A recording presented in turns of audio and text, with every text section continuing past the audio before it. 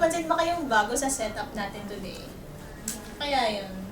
Ay, naka-video po. May mukha!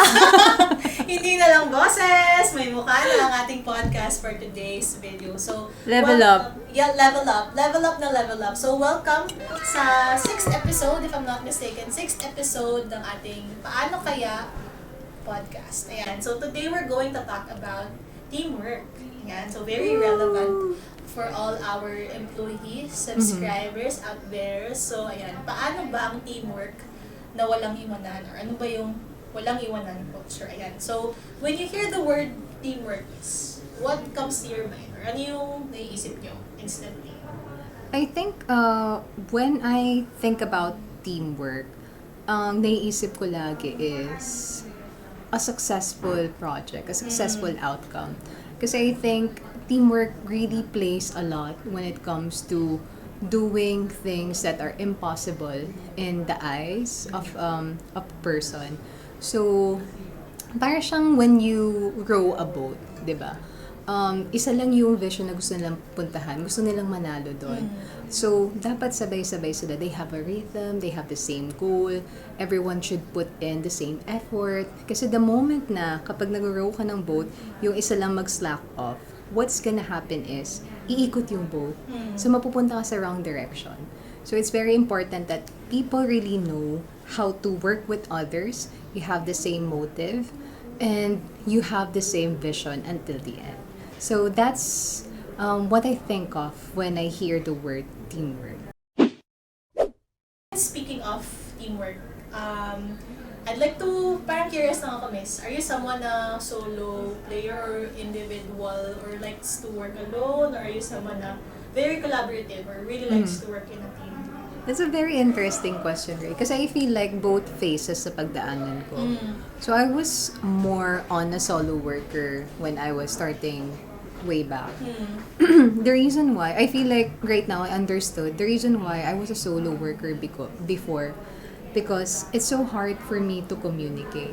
Sometimes, may gusto akong mangyari pero hindi ko siya ma-explain na maayos sa tao. So, the tendency is, gagawin ko siya mag-isa. Kasi, if I do it alone, yung vision ko on what's gonna be the output would happen. And then at the same time, I don't need to, I think for me, repeat myself multiple times to another person and then iba din yung kalalabasan. So, it was a hassle for me back then. But when I transitioned into a leadership role, I think that is where I really see yung value of teamwork. Especially if it's something that you really want to happen in your life. Coming from a solo worker, nakita ko yung importance niya, how you can let a lot of people shine, how you can learn from different people. So, it's a very good experience, doing everything on your own. Now, being able to depend safely sa ibang tao. Right. Pero I'm just curious, miss, since na-mention niyo na yun, solo worker kayo before, independent player, but then when you transition to a leadership role, doon yun nakita yung importance ng teamwork. I'm just curious, like, what sparked that change? Or is there a specific instance na kind of parang change the way how you work in general or work with other people? I think nung pagka-transition ko kasi to become a leader, I know the culture that what I want to build in my team. Parang I want everyone to be able to speak safely about what they have in mind. And then nakikita ko kasi yung strengths ng bawat isa. So I feel like it's I shouldn't be the only one who sees parang ikaw kung saan ka magaling. I want you to also shine and be able to share kung ano yung mga bagay na alam mo dun sa isang tao. Kasi I feel like when you complement each other, yung output na magagawa mo would be so much better if you have different people working on it. Right. I feel like that's so interesting to hear coming from parang leadership kasi you have a vision of what you want your team to look like. Pero siguro me, as a team member naman, for me, what was the question again? Kinalimutan yung solo or team player. Ikaw Mary. Are you more of a solo worker or a team player ka ba? Right, so yun pa yung question. Actually, it depends. It depends talaga for me. I'm very flexible naman. Sila stick mo naman. Very flexible naman ako. If I need to work on a project alone, I can do it independently.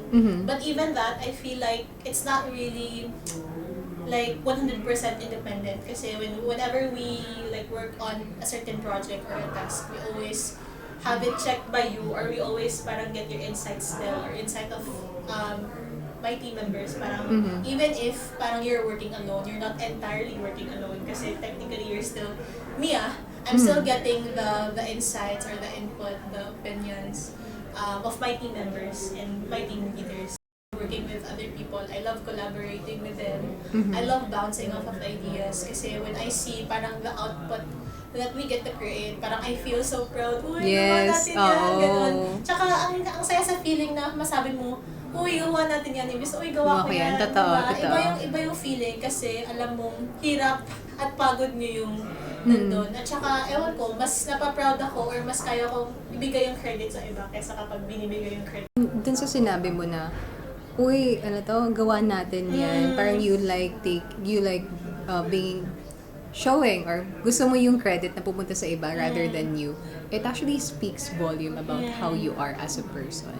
Pero, let's say, meron kang ka-team member or have you ever experienced a team member na hindi talaga siya nag-work together? Parang anong nangyari dun sa experience mo? Did the project work? It did not work? Actually, miss, all of the team members naman na I've worked with are very collaborative. Parang wala pa akong experience na I've worked with someone who doesn't want to work together.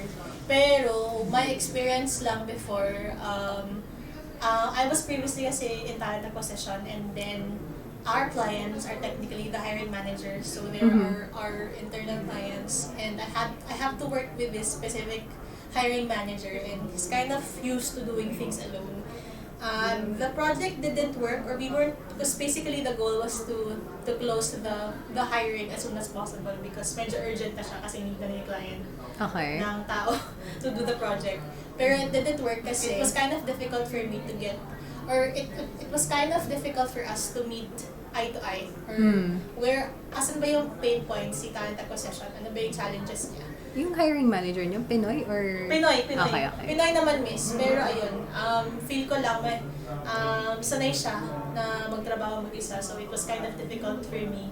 Kasi I was the only one who was initiating him, or initiating the conversation in terms of like, what are your pain points, what are your challenges. I feel like it's coming from the side na rin na ayun, na hindi pa naka-close yung project. So parang mas natagalan siya kasi iba yung needs niya, or hindi na communicate ng ayos yung needs niya kasi parang I was the only one who was parang initiating the conversation, parang ganun. So hindi kami nag-meet eye to eye, so medyo natagalan, pero eventually na-close naman yung project na yun. Pero ayun lang, I feel like Took a lot of time. it took a lot of time kasi masanay nga siyang mag-work alone. And then, pero parang me coming, or parang seeing that experience now, I feel like I understood where he was coming from. Kasi baka hindi lang talaga siya sanay to work together, or ayun nga, sanay siya to work alone. Which is a challenge talaga in the workplace. Kasi sometimes you like working alone kasi you get things fast. Pero when you work together kasi mas steady yung pace, or mas may challenges. Kayo, miss, meron ba kayong experience na? Oo, parang with what you shared, kasi kapag you work with people, I think the scariest factor is there's dependency. Diba? Rather than doing it all by yourself, you can finish it anytime. Pero if you work with people, it might take time. Kailangan mo antayin yung gagawin nila, yung respond nila. So I could really imagine how hard it was, because I was also like that when I was a specialist back then. Ganun din yung mindset ko. I think in my own experience naman, it was with my previous work na I was new to this team. So I wanted to have a culture na everyone would be able to provide a feedback or comment dun sa mga ginagawa ng team members ko. Kasi whenever we have someone new join in the company, I want them to have their passion project. So yung passion project nila, it's something that gives them purpose, something that they are an advocate of. So we translate it into a learning materials that could also probably touch hearts of people that has the same, objective of what they want to happen. So the first time that I did it, yung culture kasi na gusto kong ma-build, dapat safe yung space. So when I did it, yung newbie namin, nag-try siya mag-present ng ideas. Si newbie, fresh grad. So nung nag-present siya, of course, expected mo na yung deck di maganda, medyo text heavy. Kasi nga, nag-transition from college to the workplace. So, medyo iba. And the people that she's working with has been in the industry for years. Mga matatanda na, mga batikan na talaga sa training. So, nung nagbigay sila ng comment dun sa newbie, I think it's also my fault na hindi ko sila na-prepare na maayos on how they could provide the feedback that's not gonna come up so negative. Medyo nawalan ng filter. So, in the end, naumiyak yung newbie. She felt like yung ginawa niya was a trash, na wala siyang na-meet in terms of the things that we are looking for. She felt like she's not good enough to be part of the team. So, hindi nag-work yung teamwork na nasa isip ko, wherein the tenured people would provide comments, their feedback for someone to improve on and someone could learn from them.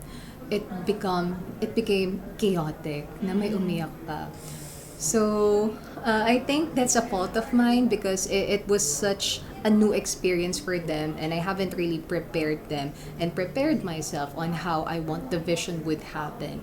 So it was a lack of communication on my end and also a lack of preparation for my team members. So I'm really sorry dun sa naging experience ng tao na yun. But I really did learn from it and that's one thing that hindi ko gustong mangyari ulit in my team. Yeah, pero andun naman yung good intention or Yes. initiative to build a good culture. I feel like mahirap lang din talaga to change a culture na hindi sanay.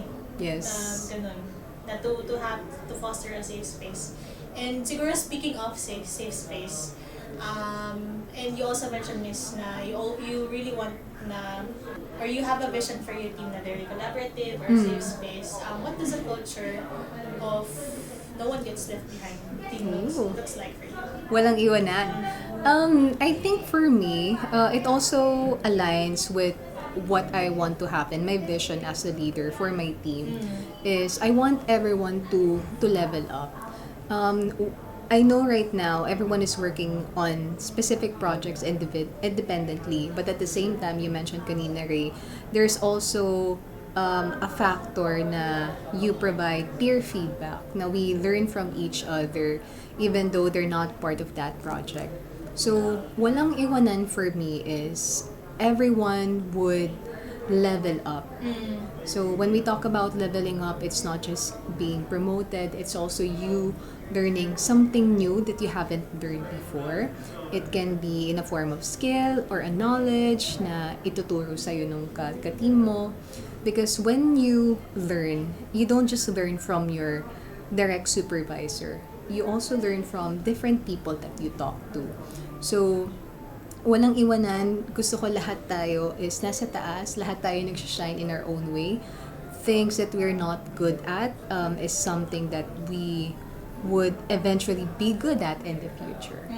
Yeah. Ikaw ba, coming from a team member's perspective, paano mo masasabi or ano yung definition mo na walang iwanan type of culture? Mahirap yan. Pero masasabi ko talaga na yung walang iwanan culture, na-experience ko siya here sa US, especially with the L&D team. Na-experience ko siya every day in the smallest moments or the smallest things. For me, walang iwanan means everyone is included. Yes. In the space. It's safe to speak up my ideas, my concerns, even the things that I would not easily bring up, like challenges or pain points at work. For me, that's walang iwanan, and it's really the simple things or like the small things for me, like yung simple check-in po na ginagawa niyo or ginagawa natin during our one-on-ones, yung simpleng kapag kakausapin yung pag magbibiro sila, Nikki, hello, sila Josh, ayan, kapag yung tahimik ka na sa sulok or masyado kang serious with your work and magjo-joke sila, para lang, alam mo yun, para lang maging lively ulit yung spirit ng team. So for me, that's walang iwanan, na parang everyone in the team always make sure that everyone is included in the conversation. Yes. That they have a space, that they belong there.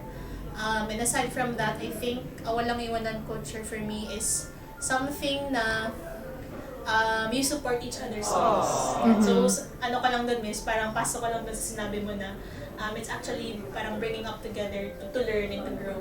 For me naman, it's celebrating each other's wins and accomplishments. Kasi I feel like, especially if you're in corporate, and especially if you're new, and then you have other team members who are so excellent at what they do. Yep. Comparison is like, it's something na you can't really eliminate. Or parang laging andyan yung comparison even if you try to not do it. But parang for me, even if we're kind of in the same level, with the teammates that I have, I feel like walang iwanan for me is parang being happy for their achievements. Yeah. Even if it's just silent, silently celebrating them or simply congratulating them on a specific milestone that they have, and them also parang putting that energy or parang giving that energy back to me. So for me, parang that's really walang iwanan, na it's a safe space for me, for us to be ourselves, and it's a safe space for us to celebrate each other. Oh no, ang ganda na sinabi mo, Ray. I think it's a huge challenge for a lot of people to stop comparing and be happy with other people's wins, because it really does happen in the corporate world, even in the outside world, na kapag may umaangat or mas nauuna sa'yo, you tend to question why that person got in that place. So, being able to be happy with other people's output, what they've achieved, really takes a lot of effort, and also how your behavior and your mindset about things. Right. Pero for people naman, Ray, that are not really much of a team worker, or they're not really good in terms of teamwork, parang is there anything that you would like to share, like a tip, or what worked for you that might also work for them? Naku, introvert din ako. Ayun na nga, ako din introvert din ako eh. Para-parehas tayo, pero siguro something that I can share with them or something that has worked for me. Parang me as an introvert, or I'm a very shy person talaga, even when I was young. Parang yung tipong manghihiram ka lang ng lapis, hindi ko magawa. Kanina nga lang, manghiram lang ng letters, di na magawa. Oo, nahihiya pa kami. Mga ganong bagay. Ang hirap talaga. Pero siguro for me, you just really need to get yourself out there. Parang try to mingle. I mean, it's so easy to tell, or it's so easy to say na parang just get yourself out there, ganun. Pero yun lang talaga siya. Parang you won't know unless you experience it. So you have to try and experiment, or parang get out of your comfort zone and try to be with other people, or like interact with them. Kahit hi, hello lang, yung mga ganun, kahit kumusta ka, ganun. Mga simpleng ganun lang, or mga small habits every day that would lead you to being more comfortable with working with other people, kasi it's masaya talaga siya. It's so fun to be with other people, to get to know them, to interact with them.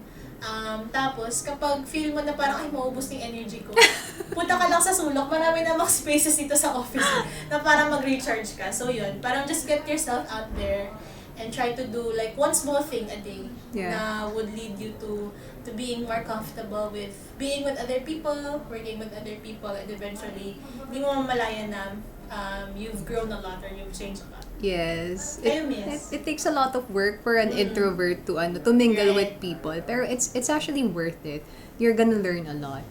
So I think with my tip, it's kind of similar to what you've shared. Parang for me, I just want to focus more on the mindset shift.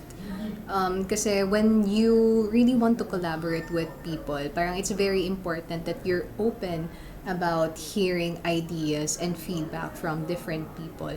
So I think the moment na naging open ka to that, it would be easy for you to work with various people, kung ano, kahit anong different communication styles na meron sila, because you would really learn from them, especially sa mga expertise nila or experiences nila that you don't have. So I think that's my tip on how they can overcome, especially if you're a solo worker. So, ayan. So, that actually wraps up our first video podcast. Ooh, diba? nagkamukha! May mukha ng mga boses na naririnig nyo sa podcast every episode. So, hopefully, may mga natutunan kayo. Hopefully. Or something na napareflect kayo dun sa mga sinabi namin or napag-usapan namin. Hopefully din, mapag-isipan nyo, how does teamwork look like in my team? Or if it does exist, how do I define teamwork? Or what does Walang Iwanan team culture look like for me? So if you like the episode, Please don't forget to like and subscribe sa YouTube channel namin and also in our Spotify. And if you feel like someone also needs to hear this episode, please go ahead and share this with them.